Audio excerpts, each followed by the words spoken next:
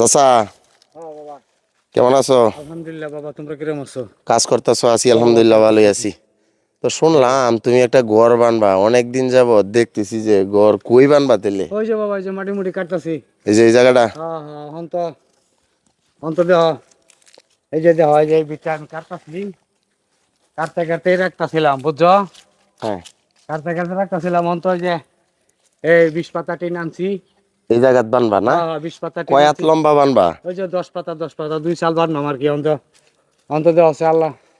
অন্ত আমার তো এই যে তো নাইটে আছে অনেক নাই। দিন যাবত দেখতেছি তুমি খালি ও বাবা, মাটি কাটতেছো, মাটি মাটি কাটতেছো, ঘর তো কাটতেছি। আর বান্ধো না। মন মামতে যা টিয়া পয়সা নাই তো বাবা, কিছু আনছি আর কিছু বাহির হইছে। কি আনছো? অন যে উপরে সালের টিন্ডি আনছি, আর এই বেড়ার টিন্ডি বাইর হয়েছে, আর কটা পালা আনছিলাম। সালের টিন আনছো? হ্যাঁ সালের টিন আনছিলাম, আমার খালি বেড়ার টিনটা ফালাডিগু। লাগে। ওই যে পালাডি, ওই যে কারুল গাছ তলা আয়ো যাই রাখছি। এদিকে। ওই যে কারুল গাছ তলা রাখছি বাবা, মেলা সে দিন ধরে একটা আনছি তো। ঘর বাঁধতে চায়।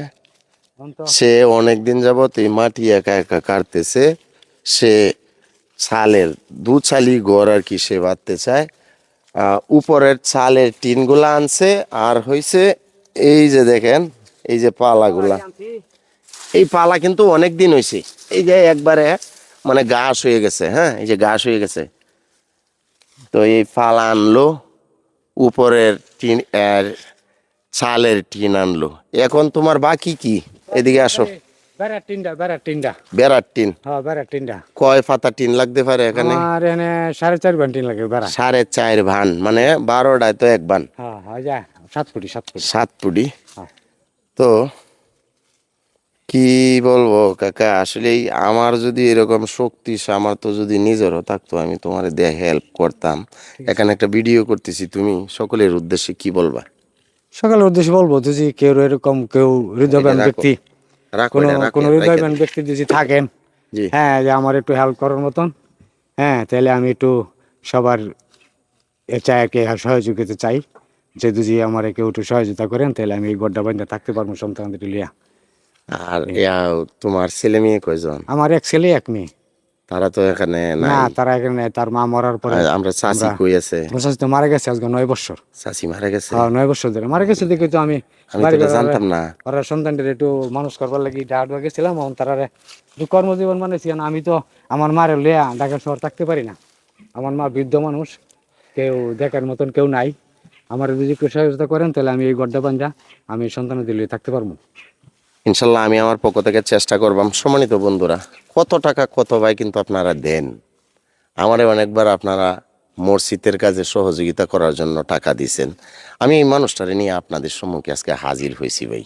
এই মানুষটার একটা ঘর নাই ভাই, একটা ঘর বাঁধতে চাই। অনেক দিন যাবত একা একা মাটি কাটতেছে ওই জায়গায়, হ্যাঁ। তো এই যে যে ঘরটা দেখতেছেন, ছোট্ট একটা ঘর। এখানে তার মা আছে, তার এক ছোট ভাই থাকে, আর সে অনেক দিন যাবত একা একা মাটিগুলা কাটতেছে। এই যে পালাগুলা আইনা রাইখে দিছে, অনেক দিন হয়ে গেছে। চালের টিনগুলা আনছে, বেড়ার টিনগুলা হইলে বেড়ার টিনগুলা প্লাস এখানে আছে, তার কাটা আছে, কিংবা আরো কিছু বেড়াটা যেখানে মানে তার কাটাগুলা দিব হয়তো এরকম। ও এই যে এডিও তো আছে, দেখা যায় না।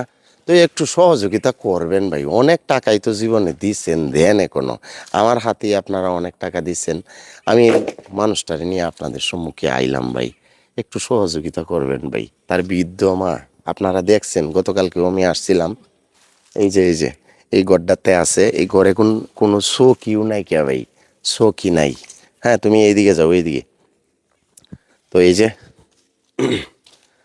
তো এক সময় এক সময় কিন্তু এখানে মানে ঘর আসিল, কিন্তু পরে ভাই টাকা পয়সার জন্য তারা ঢাকা শহরে চলে গেছে। বাড়িটা এইভাবেই খালি পড়ে রয়েছে। এখন আবার তারা কিন্তু এ বাড়িতে আইসা থাকতে চায় একটা ঘর বাঁধার জন্য ভাই। একটু সহযোগিতা করবেন ভাই। একটা মানুষকে যদি একটা ঘর বাঁধার জন্য হেল্প করেন, এর চাইতে ভালো কাজ কিন্তু আর হতে পারে না। এখানে কিন্তু কোনো কিছু লুকানোর নাই ভাই। আপনারা দেখতেছেন একবারে খোলামেলা ভাই। একটা ঘর, এই যে এই ঘরটা, তুমি এইদিকে আনো, ক্যামেরাটা আনো। এই যে দেখেন, এই যে এই জায়গাটা, এখানে একটা চৌকিও নাই। এইরকম দরিদ্র ফ্যামিলি কিন্তু সচরাচর এখন আর নাই ভাই।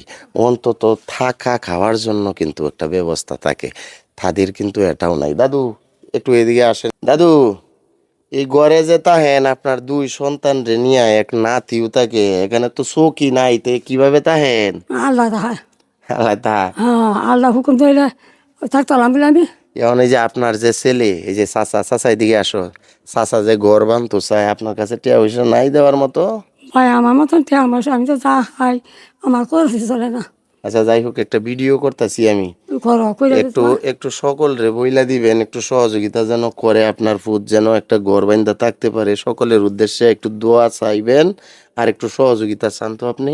আচ্ছা তুমি কইবে তোমার চাষারা এত নাকি হ্যাঁ যাই হোক প্রিয় ভাইয়ের আমার, 90-এর উপরে বয়স হয়ে গেছে। যাই আমি আমার সবাই সাকুলা না। আচ্ছা সমস্যা নেই, আচ্ছা আপনি যান রেস্ট করুন। আচ্ছা ভাই 90-এর উপরে বয়স, কথা বলতে পারে না, মানে চোখকে দেখে না।